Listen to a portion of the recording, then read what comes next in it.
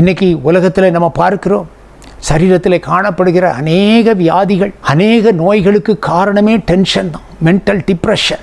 அதுவும் கடந்த காலங்களில் முந்தின தலைமுறையினரை விட இந்த தலைமுறையிலே வாழ்கிறவர்கள் அதிகமாய் டென்ஷன் ஆகுறாங்க.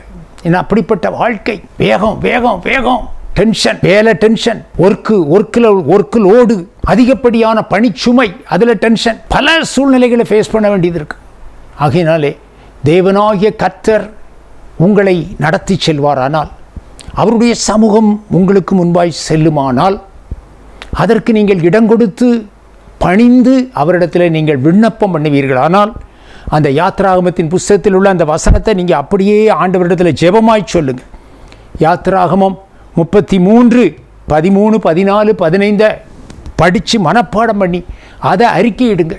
நீங்கள் வாகனத்தில் போகும்பொழுது அறிக்கையிடலாம், பஸ்ஸில் பிரயாணம் பண்ணும்போது அறிக்கையிடலாம். மனதிற்குள்ளே ஒவ்வொரு நாளும் ஒரு சூழ்நிலைகள் நெருக்கம் வரும்பொழுது இந்த வசனத்தை சொல்லிடலாம். ஆண்டவரே, உடைய சமூகம் எனக்கு முன்பாய் செல்லட்டும், எனக்கு இளைப்பாறுதல் தாரும். இதை கேட்டுக்கொண்டே இருங்க. ஆண்டவர் மெய்யாகவே உங்களை கரம் பிடித்து நடத்துவார். அவருடைய நடத்துதலை நீங்கள் உணர முடியும்.